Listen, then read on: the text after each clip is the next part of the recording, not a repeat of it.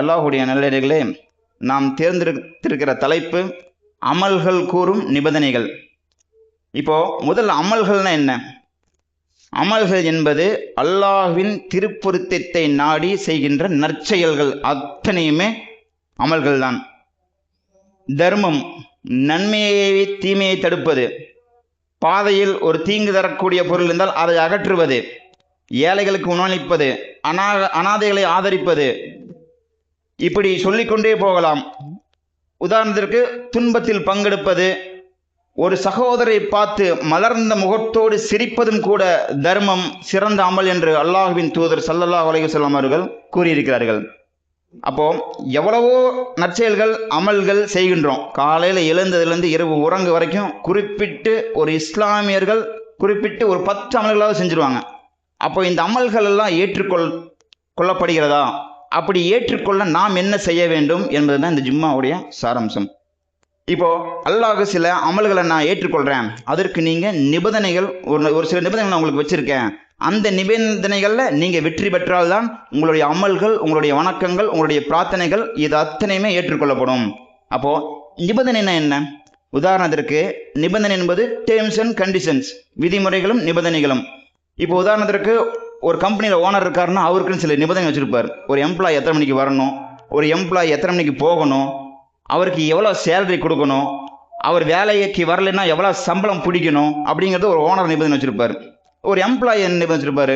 சீக்கிரமாக போகணும், 9 மணிக்கு பஞ்ச் பண்ணி உள்ளே போகணும், 6 மணிக்கு திரும்பி பஞ்ச் பண்ணி வெளியே வந்தால் தான் நமக்கு முழு சம்பளம் கிடைக்கும் எப்படின்னு அவர் ஒரு நிபந்தனை வச்சுருப்பார். இப்போ ஒரு ப்ராடக்ட் விற்கிறவங்க அவங்க ஒரு நிபந்தனை வச்சுருப்பாங்க. என்ன நிபந்தனை? இந்த ப்ராடக்ட்டு இவ்வளோ நாளில் காலாவதியாகும், அதுக்குள்ளே நீங்கள் அதை உண்றணும்.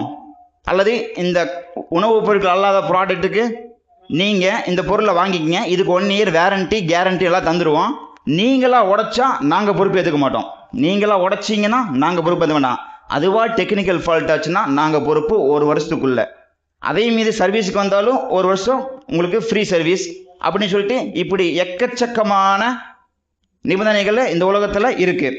அப்போது உதாரணத்திற்கு இந்த பள்ளி வாசலுக்குள்ளே வரணும்னா கூட ஒரு நிபந்தனை இருக்குது. என்ன நிபந்தனை? காலை கழுவிட்டு உள்ளே வரணும், சுத்தமாக உள்ளே வரணும், நஜீஸோடு வரக்கூடாது, தொழுவதற்கு ஒரு நிபந்தனை, தொழுகையை கூடணும்னா உதவு செஞ்சுட்டு தான் உள்ளே வரணும், பிஸ்மில்லா சொல்லுது அவர் ஆரம்பிக்கணும், அப்படிங்கிற பல நிபந்தனைகள் இருக்குது. அப்படி சின்ன சின்ன விஷயங்களுக்கு இந்த உலகத்தில் நிபந்தனைகளை நம்ம போட்டுக்கொள்கிறோம். ஆனால் மறுமை சம்பந்தப்பட்ட ஒரு நாள் 70 ஆண்டுகளுக்கு சமமான அந்த நாட்களில் அல்லாஹ் நம் கண் முன்னே நிறுத்தி அல்லாஹ் முன்னாடி நம்ம நிற்கணும். அப்படி நிற்கக்கூடிய வேலையில் அல்லாஹ் தீர்ப்பு வழங்குவான். அந்த தீர்ப்பு சரியானதாக இருக்க வேண்டும் என்று சொன்னால் அல்லாஹ் போட்டுக்கொள்ளக்கூடிய நிபந்தனைகளை நாம் ஏற்றுக்கொண்டு அதனை பின்பற்ற வேண்டும். அப்போது இந்த உலகத்தை படைச்சு அல்லாஹ் எவ்வளவோ நிபந்தனைகளை வச்சுருக்கான். அப்போது அந்த நிபந்தனைகளில் நம்முடைய அமல்கள், நாம் செய்கின்ற நற்காரியங்கள் எல்லாம் ஏற்றுக்கொள்ளப்படுகிறதா? அப்படி ஏற்றுக்கொள்ளப்பட வேண்டும் என்று சொன்னால் அல்லாஹ்விற்கும் அல்லாஹுடைய தூதருக்கும் முழுமையாக கட்டுப்பட்டு வாழக்கூடிய மக்களாக இருந்தால் மட்டும்தான் அந்த அமல்கள் ஏற்றுக்கொள்ளப்படும் அப்படின்னு அல்லாஹ் சுப்ஹானஹு வ தஆலா அல் குர்ஆனிலே பல்வேறு வசனத்தின் வாயிலாக சொல்லி காட்டுகிறான். இப்போ இன்னும் சிலர் ஒரு செய்தி, ஒரு விஷயம் அல்லாஹும் அல்லாஹுடைய தூதரும் சொல்லிவிட்டார்கள் என்று சொன்னால் அந்த விஷயத்தை இந்த உலகத்தோடு ஒப்பீடு செய்து பார்ப்பது. இந்த அமல்கள் செய்கிறோமே, இந்த பிரார்த்தனை செய்கிறோமே, இது உலகத்தில் நன்மையா, இந்த உலகத்தில் இது நன்மையா அப்படின்னு ஒப்பீடு செய்து பார்க்குறோம். அப்போது அல்லாஹ்வும் அல்லாஹுடைய தூதரும் ஒரு காரியத்தை கட்டளையிட்டாங்கன்னா இது உலகத்தோடு ஒப்பீடு செய்து பார்க்கவே கூடாது. அப்படி ஒப்பீடு செய்து பார்ப்பவர்கள் ஒரு இறை நம்பிக்கையாளராக இருக்கவே முடியாது. ஏன் தொழுகிறோன்னு என்று கேட்டால் ஒரு இறை நம்பிக்கையாளர்கிட்ட ஒரு பண்பு, அல்லாஹ் சுப்ஹானஹு வ தஆலா தொழுக சொல்லியிருக்காங்க எங்களையா. ஏன்? தொழுகை மானக்கேடான விஷயத்திலிருந்து எங்களை பாதுகாக்கும், தொழுகையின் சொர்க்கத்தை எங்களுக்கு கொடுக்கும். அல்லாஹ் கட்டளையிட்டிருக்கான், தொழுகை சொல்லியிருக்கான்.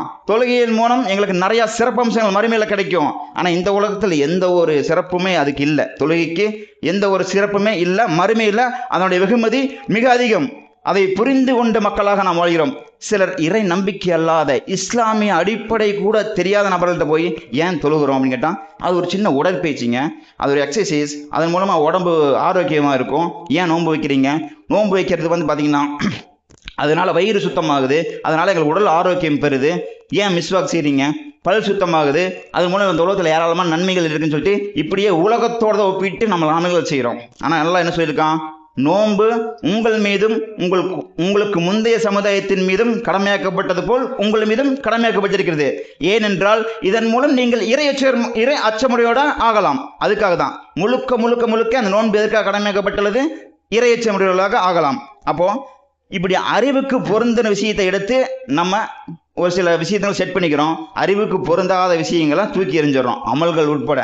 இது நான் அறிவுக்கு பொருந்தலப்பா, அதனால இந்த அமல்களை செஞ்சால் என்ன நமக்கு நன்மை அப்படின்னு சொல்லிட்டு அந்த அமல்களை தூக்கி எறியக்கூடிய நபர்களாக இருக்கிறோம். அப்போ உதாரணத்துக்கு சொல்லணும்னு சொன்னால் அல்லாஹ்வின் தூதர் கட்டளையிட்டு இருக்காரு, ஆண்களுக்கு ஆபரணங்கள் அணிகலன்கள் பட்டாடைகள் ஹராம், ஆனால் அதுவே பெண்களுக்கு ஹலால். ஏன் ஆராயக்கூடாது? அல்லாஹ் ஒரு தூதர் ஒரு விஷயம் சொல்லிவிட்டு சொன்னால் அதில் ஏராளமான நன்மைகள் இருக்கிறது. இந்த உலகத்தோடு ஒப்பீடு செய்து பார்ப்பது ஒரு மூமின்களுக்கு அடையாளம் கிடையாது. ஒரு இறை நம்பிக்கையாளர் அல்லாஹும் அல்லாஹ்வின் தூதரும் கட்டளையிட்டால் அதை அப்படியே ஏற்றுக்கொள்ள வேண்டும். அப்போ சஹாபாக்கள் கிட்ட ஒரு சில விஷயம் வரும், ஒரு விஷயம் வகி வரும், அல்லது ஹதீஸ் வாயிலாக அல்லாஹ்வின் தூதர் ஒரு சில விஷயத்தை சொல்லுவாங்க. சஹாபாக்கள் குறுக்கு விசாரணை செய்ய மாட்டாங்க. யார் சொல்லா இதன் மூலம் என்ன நன்மை, இது மூலம் நன்மை இருக்கா, நன்மை இருந்தால் நாங்கள் செய்கிறோம் அப்படின்னு ஒரு காலமும் அவங்க சொன்னதே இல்லை. குறுக்கு விசாரணை செய்ய மாட்டாங்க, மறுப்பு தெரிவிக்க மாட்டாங்க, ஆராய மாட்டாங்க.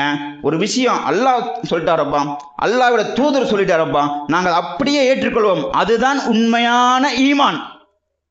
அல்லாஹ்வும் அல்லாஹ்வுடைய தூதரும் ஒரு காரியத்தை கட்டளையிட்டால் அதை அப்படியே ஏற்றுக்கொள்வதுதான் ஒரு மூமினுடைய பண்பாக இருக்க வேண்டும். அதுதான் பலமான ஈமான். அப்போ நம்மளுடைய ஈமான் எப்படி இருக்குன்னு சொல்லிட்டு நம்ம சிந்திக்க கடமைப்பட்டிருக்கிறோம். நம்முடைய ஈமான் பலமாக இருக்கிறதா அல்லது பலவீனமாக இருக்கிறதா என்று சிந்திக்க கடமைப்பட்டிருக்கிறோம். அல்லாஹ் சுப்ஹானஹு வ தஆலா அல் குர்ஆன்ல சொல்றான், 33வது அத்தியாயத்தில் 36வது வசனமாக பதிவு பெற்ற செய்தி, வமா கான லி முஹ்மினின் வலா மூமினத்தின் இதா கல்லல்லாஹு வ ரசூலுஹு அம்ரா ஐயகூன சகீமுல் ஜியரத்து மின் அம்ரிஹிம் வமன் ஐயஹலில்லாஹு வ ரசூலுஹு ஃபக்கதல்லா லலாலன் முபீனா. மேலும் அல்லாஹ் சொல்றான், மேலும் அல்லாஹும் அல்லாஹ்வுடைய தூதரும் ஒரு காரியத்தை பற்றி கட்டளையிட்டால் அவர்கள் அக்காரியத்தில் வேறு அபிப்பிராயம் கொள்வதற்கு எந்த ஒரு ஆணுக்கோ எந்த ஒரு பெண்ணுக்கோ, ஈமான் கொண்ட ஆணுக்கோ பெண்ணுக்கோ உரிமை இல்லை அதில் தலையிடுறதுக்கு. அல்லாஹ்வும் ரசூலுக்கும் மென்மேலும் யாராவது இந்த விஷயத்தில் மாறு செய்தால் அவர்கள் நிச்சயமாக பகிரங்கமான வழிகேட்டில் இருக்கிறார்கள். ஆகவே சந்தேகம் கொள்வது கூடாது. இப்போ இது ஒரு விஷயம். இப்போ முதல்ல வாங்க, அமல்கள் ஏற்றுக்கொள்ளப்பட வேண்டும்னா ஒரு சின்ன நிபந்தனைகள். அதிலே முதலாவது நிபந்தனையாக இந்த தொழுகை இருக்கிறது. தொழுகை ஒவ்வொரு மூமின் மீதும் கடமையாக்கப்பட்டுள்ளது. தொழுகாமல் அமல் செய்தோம் என்று சொன்னால் அந்த அமல்கள் அல்லாஹ்விடம் நிராகரிக்கப்படும். ஏனென்று கேட்டால் அல்லாஹ்வின் தூதரோடு வாழ்ந்த உமர் பின் கத்தாப் ரலியல்லாஹு அன்ஹு அவர்கள் சொல்லியிருக்கிறார்கள், எவன் ஒருவன் தொழுகவில்லையோ அவனுக்கும் இஸ்லாத்துக்கும் எந்த சம்பந்தமும் இல்லை, அவன் இறை மறுப்பாளர். மேலும் அல்லாஹ் சுப்ஹானஹு வ தஆலா சொல்றான், இறை நம்பிக்கையாளர்களுக்கும் இறை மறுப்பாளர்களுக்கும் உள்ள வித்தியாசம் இந்த தொழுகை தான். இந்த தொழுகை எவன் விட்டு விட்டானோ அவனுக்கு இஸ்லாத்தில் எந்த ஒரு பங்குமே இல்லை. யாரு சொன்னாரு? Umar bin Khattab. யார் அவரு? அல்லாஹ்வின் தூதரோடு உறங்கியவர், அல்லாஹ்வின் தூதரோடு உண்பவர், அல்லாஹ் தூதரோடு உடுத்தியவர். இப்படி எல்லா சூழ்நிலையும் அல்லாஹ்வின் தூதரோடு இருந்த நபர் சொல்றாரு. இதுக்கு மேல வேற யார் சொல்லணும்? நமக்கு மேடையா போட்டு பேச்சாளர் சொல்றாங்க தொழுகை இல்லாத அமல்கள் ஏற்றுக்கொள்ளப்படாதுன்னு, அதையும் நம்ம காதில் வாங்கிக்கிறது இல்லை. இந்த தொழுகை சொர்க்கத்துடைய திறவுகோல். மறுமையில முதல் விசாரணை எதை பத்தி கேட்பான்? அல்லாஹ் தொழுதையா? தொழுகவில்லை என்று சொன்னால் நாம் செய்யக்கூடிய அத்தனை அமல்களுமே வேஸ்ட். இன்னும் சில பேர் பார்த்தீங்கன்னா தொழுவாங்க, 5 நேரமும் தொழுவாங்க, ஆனால் எந்த அமலுமே செய்ய மாட்டாங்க. அதுலேயும் பிரயோஜனம் இல்லை. தொழுகையும் இருக்கணும், அமல்கள் இருக்கணும். தொழுகை ப்ளஸ் அமல்கள் ரெண்டுமே சரியாக இருந்தால் தான் மறுமையில் சரியான தீர்வு கிடைக்கும். ஒரு சாரருக்கு 5 நேரம் தொழுவாங்க, ஆனால் எந்த அமலுமே செய்ய மாட்டாங்க. இன்னும் ஒரு சிலர் அமல்கள் மட்டுமே செய்வார்கள். அவர் ஒரு நட்பாசை, அமல் நம்ம செய்கிறோம், தொழுகைன்னா பரவாயில்ல, அல்லாஹ் மன்னிச்சிருவான், அல்லாஹ் நம்ம நாளைக்கு அமல்களை வச்சு நம்ம எப்படியாவது சொர்க்கத்துக்குள்ள போகலாம் அப்படின்னு ஒரு நட்பாசை, ஒரு அல்ப ஆசை. அந்த ஆசைக்கு அல்லாஹ் ஒருபோதும் அப்படி எங்கே சொல்லியிருக்கான்? அல்லாஹ் அமல்கள் மட்டும் செய்யுங்க, தொழுகைனாலும் பரவாயில்ல நான் பார்த்துக்கிறேன் அப்படின்னு அல்லாஹ் எங்கேயாவது பதிவு செஞ்சுருக்கானான்னு கேட்டால் எந்த ஒரு பதிவுமே செய்யலை. அப்போது தொழுகை இல்லாதவர்களுக்கு மறுமையில் என்ன தண்டனை பாருங்க. அல்லாஹ் தூதர் சஹாபாக்களோடு அமர்ந்திருக்கக்கூடிய வேலையில் கேட்குறாரு, யாராவது கனவு கண்டீங்களா அப்படின்னு கேட்குறாரு. யாரும் சொல்ல, நாங்கள் எது கனவு காணலை. யாரும் சொல்ல, நீங்கள் கனவு கண்டீங்களா சொல்லுங்கன்னு. நான் ஒரு கனவு காண்டேன். அந்த கனவு எப்படி தெரியுமா இருந்துச்சு? மிகவும் பயங்கரமாக இருந்துச்சு. எந்த அளவுக்கு என்று சொன்னால், நான் தூங்கிட்டு இருந்தேன். எங்கனம் வந்து இரு மலக்குமார்கள், முகமதே உறங்கியது போதும், எழுந்து எங்களோடு வாருங்கள் என்று கட்டளையிட்டார்கள். நான் உறக்கத்திலேயே அவரோடு சென்றேன். அப்பொழுது எனக்கு 7வது வானத்தில் முதல் வானத்தில் ஒரு காட்சி காண்பிக்கப்பட்டது. அது என்ன காட்சி தெரியுமா? ஒரு மனிதன் உருக்குலைந்த நிலையில் தரையில் படுத்துக் கொண்டிருக்கிறான். சுயநினைவில்லாமல் அடிச்சா வலிக்கும் அந்த அளவுக்கு ஒரு நினைவோட ஒரு மனிதன் உருக்குலைந்த நிலையில நிலகுலைந்து படிச்சு கிடக்கிறான். இன்னொரு மனிதன் என்ன பண்றாங்க, பெரிய பாறாங்கல் எடுத்து தயாரா நிற்கிறான் அவன் தலையில போடுறதுக்கு. அந்த படுத்து கொண்டிருக்கிற மனிதனோட தலையில போடுறதுக்கு தயாரா நிற்கிறான். ரசூலுல்லாஹ் அப்படி பார்க்குறாங்க, வியந்து பார்த்துட்டு அப்படியே அருகில் மெல்ல போகிறாங்க. மெல்ல போனனையுமே இப்படி வியந்து பார்க்குறாங்க. அருகில் போனனையுமே ஓங்கி பாறாங்கல் எடுத்து அந்த படுத்து கொண்டிருக்கிற தலையில ஓங்கி அடிக்கிறாரு. தலை சுக்குநூறாக போகிறது. கண்கள், விழிகள், மூளைகள் இதெல்லாம் பிதுங்கி சதறுது. அந்த பாறாங்கல்லும் ஒரு பள்ளத்தை நோக்கி உருண்டு ஓடுகிறது. அப்படி அந்த பள்ளத்தை நோக்கி உருண்டு ஓடும்போது அடுத்த நபர் அந்த பாறாங்கல் எடுத்துட்டு வர போறாரு. போயிட்டு திரும்பி வர்றக்குள்ள தலை இயல்புல அடைஞ்சிருது. மறுபடியும் மீண்டும் எந்த நிலையில் இருந்துச்சோ அந்த நிலைக்கே வந்துடுது. மீண்டும் தலையில் வேதனை செய்யப்படுகிறது, அடித்து வேதனை செய்யப்படுகிறது. அப்போ அல்லாஹ்வின் தூதர் பார்க்குறாரு, யார் இவர்கள், யார் இவன் என்ன பாவம் செய்தான், இவன் ஏன் இந்த சித்திரவதை, என் ரப்பு சுத்தமானவன், பரிசுத்தமானவன், அவன் மிகப்பெரியவன், யார் இவன் என்ன தவறு செய்தான் என்று அந்த மலக்குமார்கிட்ட கேட்கும்போது அந்த மலக்குமார்கள் அப்போ சொல்லாம இறுதியா சொல்றாங்க. ஒரு 4-5 இடத்துக்கு போயிட்டு அதுக்கப்புறம் திரும்பி வந்து அந்த காட்சியை விளக்குறாங்க. யார் தெரியுமாவன்? தொழாமல் தூங்கியே காலத்தை கழித்தவன், தொழாமல் பொடும்போக்குத்தனமாக வியாபாரம் செய்தவன், அல்லாஹ்வுடைய சட்டம் திட்டம், அல்லாஹ்வுடைய தூதர் சட்டம் திட்டம் இதுதான் என்று தெரிந்தும் அதை புறக்கணித்து வாழ்ந்தவன், அவனுக்கு இப்படியாப்பட்ட தண்டனை. என்னங்க, தொழுகை இல்லை, சின்ன விஷயம்தான். ஒரு நாளைக்கு 25 நிமிஷம் அல்லாஹ்வுக்காக தான் ஒதுக்குறோம். ஃபஜ்ருடைய 10 நிமிஷம், மற்ற தொழுகைகளை ஒரு 7 நிமிஷம் 8 நிமிஷம் கூட்டி கழிச்சு பார்த்தாலும் 23 மணி நேரம், 24 மணி நேரத்தில் 23 மணி நேரம் நம்ம வாழ்க்கை எம்சமாக இருக்கணுங்க, நம்ம ஒதுக்கிக்கலாம். ஆனால் என்ன சொல்கிறாங்களா, 1 மணி நேரம் எனக்காக பிரார்த்திங்க, அதுலேயும் புடும்போக்கு. 24 மணி நேரத்தில் 1 மணி நேரம் என்னை வணங்குங்க, அதுலேயும் புடும்போக்கு. ஹையாலல் சலா ஹையாலல் ஃபலா, தொழுகைக்கு வாருங்கள், வெற்றியை நோக்கி வாருங்கள் என்று அழைக்கும் போது, பாங்கு சத்தத்தின் மூலம் அழைக்கும் போது எனக்கும் இந்த மார்க்கத்திற்கும் எந்த சம்மந்தமும் இல்லை என்று சொல்லிக்கொண்டு பின்னங்கால் பிடையை அடிக்க பள்ளி வாயில்களை கடந்து செல்லக்கூடிய நபர்களாக இருக்கிறோமே, தொழுகிறோமா, சிந்திக்க கடமைப்பட்டிருக்கிறோம். தொழாதவனுக்கு சொர்க்கத்தில் இடமில்லை சகோதர சகோதரிகளே. ஆகவே இந்த தொழுகை மிக முக்கியமான அம்சமாக இந்த மார்க்கத்தில் கருதப்படுகிறது என்பதை புரிந்து கொண்டு வாழக்கூடிய மக்களாக அல்லாஹ் நம்மை ஆக்கி அருள் புரிய வேண்டும். அடுத்தபடியாக தொழுகை ஒரு அம்சம். தொழுகைகள் என்று சொன்னால் அமல்கள் ஏற்றுக்கொள்ளப்படாது. அடுத்தபடியாக அக்கீதா என்னங்க, அடிப்படை. அல்லாஹ்னா யாரு, அல்லாஹ்வின் தூதர் எதற்காக நமக்கு அனுப்பப்பட்டார், இந்த மார்க்கம் என்ன சொல்லுது, இது எல்லாம் புரிந்து விளங்கணும். அதுதான் அக்கீதா. அப்போ ஒரு 6 விஷயத்து மேலே இந்த உலக மக்கள் நம்பிக்கை கொள்ளணும். அப்படி ஒரு விஷயத்தில் நம்பிக்கை கொள்ளணும், அவன் முனாஃபிக், அவன் காஃபிர், அவனுக்கு இந்த மார்க்கத்துக்கு எந்த சம்மந்தமும் இல்லை, அவன் முஸ்லீமே கிடையாது அப்படின்னு சொல்லிட்டு சொல்கிறாங்க. முதல் விஷயம் அக்கீதாவோட விஷயத்தில் முதல் விஷயம் அல்லாஹ்வை நம்புவது. இது எல்லாமே நம்ம நம்பிட்டு இருக்கோம். இறை தூதர்களை நம்புகிறோம். எல்லா தூதரும் இருக்காங்க, 25 நபிமார்கள் வந்திருக்காங்க. 25 நபிமார்கள், சொல்லப்படாத நபிகள் லட்சக்கணக்கில் இருக்காங்க, நம்புகிறோம். மலக்குமார்கள் இருக்கிறாங்க. வலதுபுறம் இருக்கிற மலக்குமார்கள் நன்மையை பதிவு செய்வாங்க, இடதுபுறம் இருக்கிற மலக்குமார்கள் தீமையை பதிவு செய்வாங்க. ஓகே, ஏற்றுக்கொள்கிறோம் நாங்கள் அப்படின்னு சொல்கிறாங்க. வேதங்கள், ஆமாங்க, வேதம் இஞ்சில் வேதம் ஈசா நபி கொடுத்துருக்காங்க, தௌராத் வேதம் மூசா நபி கொடுத்துருக்காங்க, ஜபூர் வேதம் தாவூத் நபி கொடுத்துருக்காங்க, முகமது நபிக்கு குரானுடைய வேதம் கொடுத்துருக்காங்க, நாங்கள் நம்புகிறோம் அப்படிங்கிறாங்க. மறுமையினால் நம்பணும், நாங்கள் நம்புகிறோங்கன்னு சொல்லிட்டு அதே ஒரு சிலர் கேட்குறாங்க, எப்படி பாய் சத்தத்துக்கு அப்புறம் எப்படி பாய் நம்ம உயிர் பிழைக்க முடியும், அதுவே மண்ணோட மண்ணாக போயிடுவோம், எலும்பு கூட மிஞ்சாது, எல்லாம் மண் அரிச்சிரும், அப்படி எப்படி நம்ம மறுமை நாளில் அல்ல எழுப்புவோம் அப்படின்னு நிறையா சகோதரர் ஐயம் கொள்கிறாங்க. அல்லாஹ் சொல்லிட்டான், இந்த விஷயத்தில் சந்தேகம் கொண்டீங்கன்னா நீங்கள் முனாஃபிக், முஸ்லீமே கிடையாது. அப்போ இது மட்டும் இல்லாமல் இதில் கூட ஒரு சிலர் சரி ஏற்றுக்கொள்கிறோம், மறுமையில் அல்லாஹ் ஒரு எலும்பு மூலம் நம்மளை எழுப்புவான், உயிர் கொடுத்து எழுப்புவான், மறுமையில் விசாரணை. 6வது விஷயமாக இந்த விதியை நம்பணும். இந்த விதியை நம்புகிற விஷயத்தில் எல்லாருமே நாம் உட்பட பலவீனமாக இருக்கிறோம். என்ன காரணம், ஏதாவது ஒரு துன்பம் ஏற்பட்டுச்சுன்னா அது யார் மேலே பழி போடுறது, அது அல்லாஹ்வுடைய நாட்டம் தான் அப்படின்னு நம்புறதில்லை. ஏதாவது ஒரு துன்பம் ஏற்பட்டுச்சுன்னா இந்த வழி போயிட்டோமே, இந்த வழி போயிருந்தா நமக்கு இது நடந்திருக்காது, காலையில் லேட்டாக இருந்துச்சுமே, நம்மளுடைய மனைவி நேரத்தில் எழுப்பியிருந்தான் வியாபாரத்தில் இன்னும் லாபம் அதிகமாக பெற்றுக்கலாமே, அப்படின்னு சொல்லிட்டு மனைவி மேலே பழி போடுறது. குழந்தைகளை ஸ்கூலில் விட்டு வந்தோமே, ஸ்கூலில் விடாமல் வேனில் ஏற்றி விட்டு இருந்தோம்னா இன்னும் நம்ம நேரத்தோடு வந்து இன்னும் நம்ம நிறைய லாபம் செஞ்சுருக்கலாம், இந்த மாதிரி அசம்பாவம் ஏற்பட்டுருக்காதுன்னு சொல்லிட்டு விதிகளை அப்படியே நமக்கு சாதகமாக அப்படி மாற்றிக்கொள்வது. என்னங்க, தாயுடைய கருவறையில் இருக்கும் போதே அல்லாஹ் அந்த விதியை எழுதிவிட்டான்.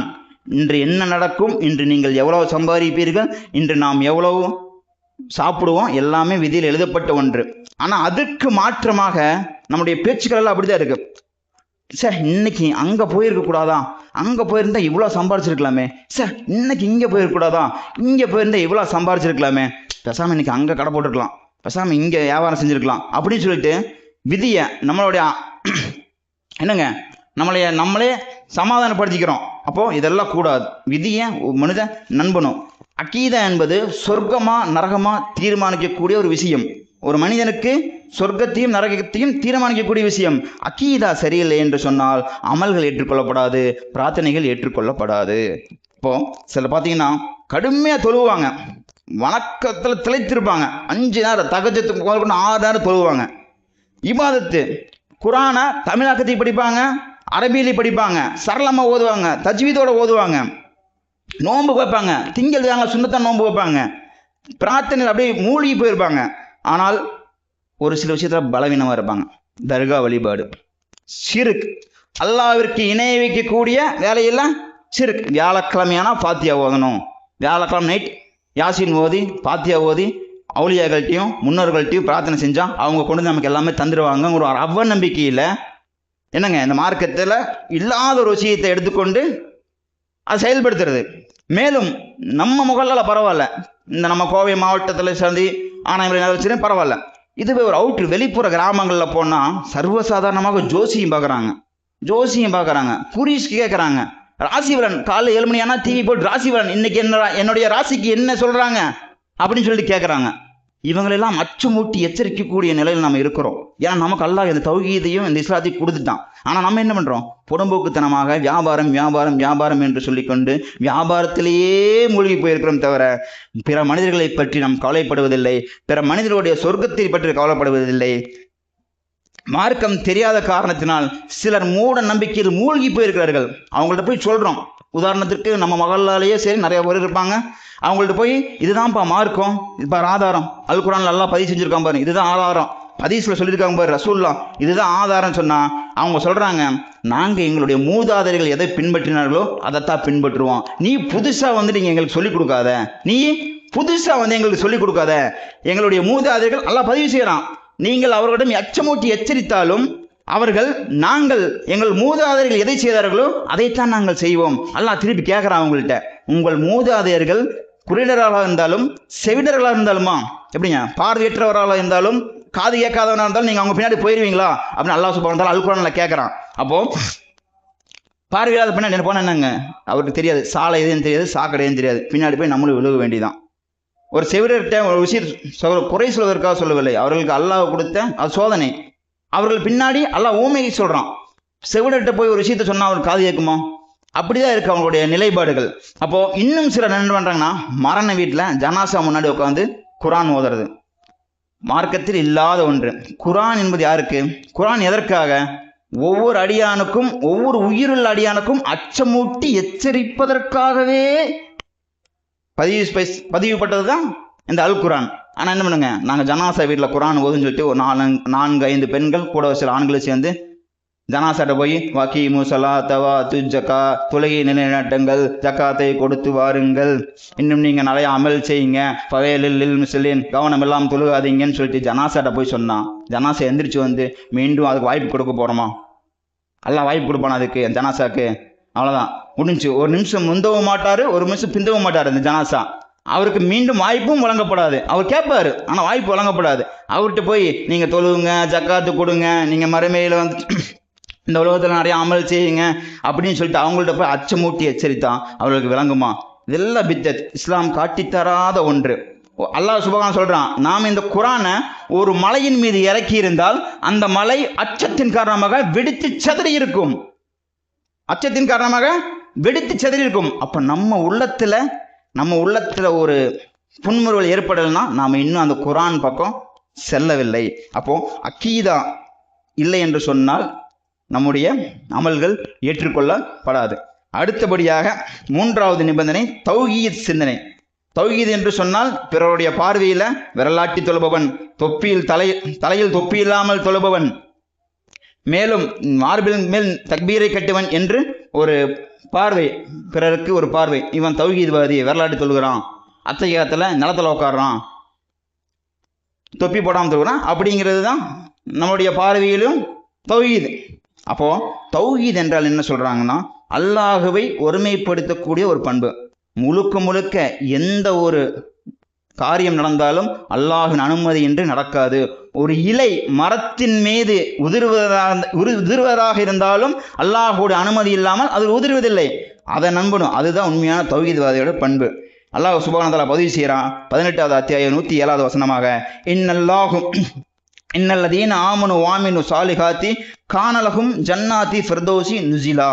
நிச்சயமாக எவர்கள் ஈமான் கொண்டு, சிந்திக்க கடமை, ஈமான் அல்லாஹ்வின் நம்பிக்கை கொண்டு சாலிகான நல் அமல்களை செய்கிறார்களோ, நல்ல செயல்களை செய்கிறார்களோ, அவர்கள் விருந்துக்கு இறங்கும் இடம் ஜன்னத்துல் ஃபிர்தௌஸ் என்ற தோட்டமாகும்.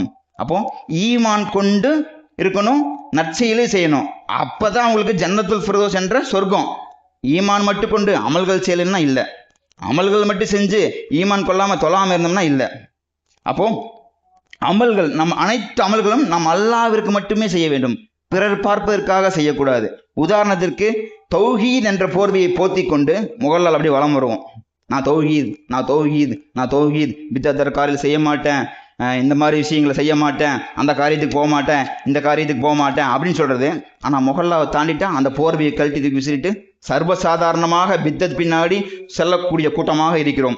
உதாரணத்திற்கு ஆடம்பர திருமணங்கள், 2 விருந்து கொண்ட திருமணங்கள், 2 விருந்து கொண்ட திருமணங்கள், அது கூட ஒரு மெப்பேத்துறாங்க, உறவு முறிஞ்சிரும் பாய், பெண் வீட்டுக்கு நாங்கள் சிரமம் கொடுக்க விரும்பலை, ஆண் மணமக்களுக்கு நாங்கள் சிரமம் கொடுக்க விரும்பலை அப்படின்னு சொல்லிட்டு ஒரு சில சாலிகான ரீசன் சொல்கிறாங்க. அப்போ அந்த ஈசனுக்கு நம்ம பதில்கள் கொடுக்க முடியாது, அது அல்லாஹ்விடத்தான் உண்டு. முடிஞ்ச அளவுக்கு நம்ம அல்லாஹ்வுடைய சுன்னாவை பின்பற்ற வேண்டும். திருமணத்துக்கு கூட ஒரு விதத்தில் எடுத்துக்கலாம். ஆனால் இந்த வயதுக்கு வந்த சீர் என்று சொல்லிக்கொண்டு முஸ்லீம் சகோதர சகோதரிகள், என் பிள்ளை வயசுக்கு வந்துட்டா அதுக்காக நாங்கள் விருந்து ஏற்பாடு பண்ணுறோம், என் பையனுக்கு மார்க்கு சீரு அதுக்காக நாங்கள் விருந்து ஏற்பாடு பண்ணுறோம், நீங்கள்லாம் விருந்தில் கலந்துக்குங்க, என் மகனுக்கு இன்னும் மார்க்கு சீரு பூப்பு நன்னி நட்டவளா, என் குழந்தை வயது பூப்படைஞ்சிருச்சு, அதுக்கு விருந்துக்கு கலந்துக்குங்கன்னு சொல்லிட்டு இப்படி மார்க்கத்தில் இல்லாத விஷயம். இன்னும் குறிப்பாக சொல்ல சொன்னால் பெண் பிள்ளை கர்ப்பம் ஆயிட்டாங்கன்னா 7வது மாதம் வளைகாப்பு, இதெல்லாம் மார்க்கத்தில் இருக்கா? மார்க்கத்தில் இல்லை சகோதரர்களே. இது எல்லாம் எவன் ஒருவன் செய்கிறானோ புதிதாக உருவாக்கப்பட்ட ஒன்று, அது அல்லாஹ்விடம் நிராகரிக்கப்பட்ட ஒன்றாகும். ஆயிஷா ரலியல்லாஹு சொல்றாங்க, புகாரியிலே பதிவுபட்டு செய்து, எவன் ஒருவன் மார்க்கத்தில் இல்லாத விஷயத்தை புதுமையாக கொண்டு உள்ள நினைக்கிறானோ அது அல்லாஹ்விடம் நிராகரிக்கப்பட்ட ஒன்றாகும். அப்போ இந்த தௌஹீது விஷயத்துல நாம் எப்படி இருக்கோம்? தௌஹீது என்பது தொழுகையில் மட்டும்தானே தௌஹீது, மற்ற செயல்களில் கிடையாதா அப்படிங்கிறது தான் நம்மளோட ஐயம். பல அறிஞர்களோட ஐயம் அதுதான். வாய்களே தௌஹீத் பேசுகிறாங்க, ஆனால் ஒரு சில விஷயத்தில் பலவீனமாக இருக்காங்க, நாம் உட்பட பலவீனமாக இருக்கோம் இல்லைங்களா? அப்போது இந்த மாதிரி சின்ன சின்ன விஷயங்கள் எல்லாம் அற்பமான சொற்பமான பதில் என்னன்னு, உறவுகள் சங்கலப்படும் பாய், எனக்கு இருக்கிறது ஒரே பொண்ணு, எனக்கு இருக்கிறது ஒரே பையன், நான் எதுக்கு ஆடம்பரமாக செய்யாமல் நான் வேற எதுக்கு ஆடம்பரம் செய்ய, எனக்கு இருக்கிறது வீட்டில் ஒரே காரியம், இந்த காரியத்தை நான் சிறப்பாக செய்யணுமா இல்லையா?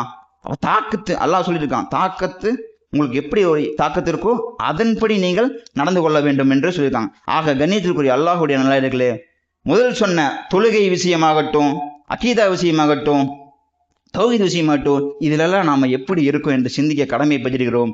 எல்லாம் வல்ல ரஹ்மான் நாம் அனைவருக்கும் இந்த 3 விஷயங்களிலும் நற்பாக்கியத்தை தந்து வெற்றி பெறப்படும் மக்களாக நாளை மறுமையில் அல்லாஹ் நம்மை ஆக்கி அருள் புரிய வேண்டும் என்று கூறி எனது முதலாம் முறையை நிறைவு செய்கிறேன். வாஹிரு தவான் அல்ஹம்துலில்லாஹி ரப்பில் ஆலமீன். அஸ்ஸலாமு அலைக்கும் வரஹ்மத்துல்லாஹி வபரகாத்துஹு.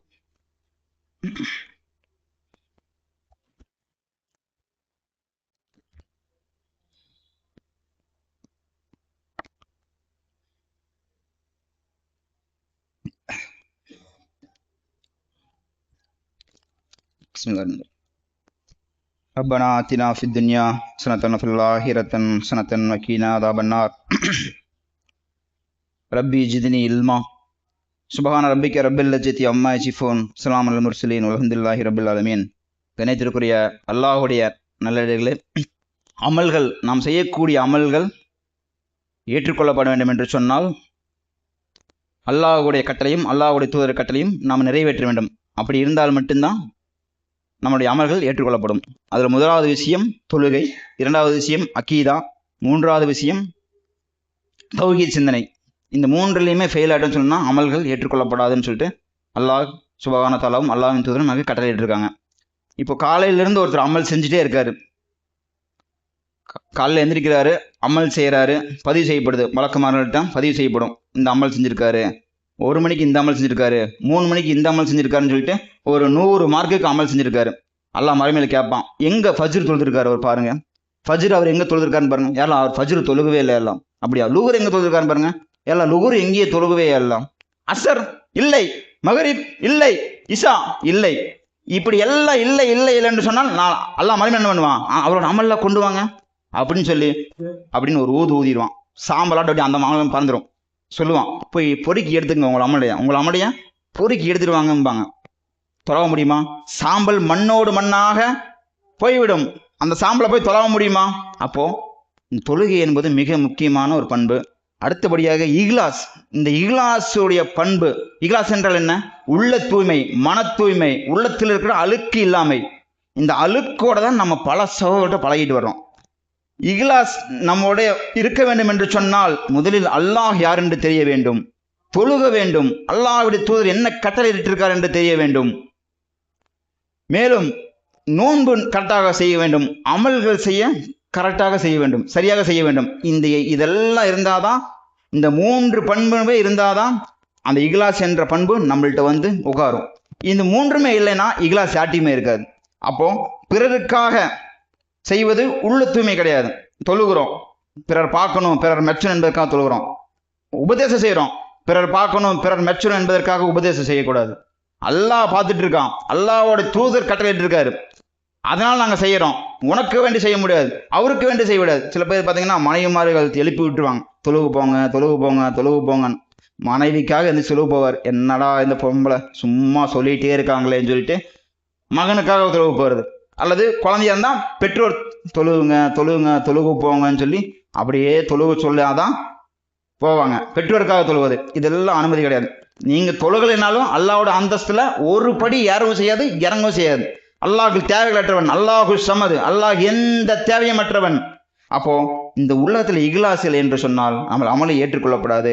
பிறர் குறித்து புறம் பேசுவது, பிறரை ஏற்றத்தாழ்வுடன் பார்ப்பது, உள்ளே ஒன்று வெளியே ஒன்று வைத்துக்கொண்டு பழகுவது, முதுகு பின்னால் ஏளனம் செய்வது, தெரிந்தவர்கள் வசதி படுத்துறவர்கள் மட்டுமே அழகிய முறையில் பரவாங்க. பணம் இருக்கா அவங்கள்ட்ட போய் அப்படி ஒட்டிக்கிறது, பணம் இல்லையா அவன் ஆகாதப்பா, அவன் போட செலவு செய்ய மாட்டான், நாம தான் செலவு செய்யணும்னு சொல்லிட்டு வசதி படுத்துறவர்கிட்ட மட்டும் ஒரு முகம், வசதி இல்லாதவனும் இன்னொரு முகம். அப்போ சலாம் சொல்வதில் கஞ்சுத்தனம், தெரிந்தவர்களுக்கு மட்டும் சலாம் சொல்வது. பேருந்தில் ஏறணும்னா அங்கே ஒரு 4 முஸ்லீம் இருப்பாங்க, அவங்க பார்த்தாலும் கூட சலாம் சொல்ல மாட்டான். அது ஈமானுடைய பண்பு கிடையாது, ஒரு மூமினுடைய பண்பு கிடையாது. அல்லாஹ்வை ஏற்றுக்கொண்ட அத்தனை பேருக்கும் சலாம் சொல்வது தான் உயர்ந்த பண்பு. அல்லாஹ்வின் தூதர் சொல்லியிருக்காரு, ஒரு மனிதர்களை பார்த்து புன்னகை செய்வது தர்மம். சமீபத்தில் யூடியூப்ல ஒரு வீடியோ வந்துருந்துச்சு.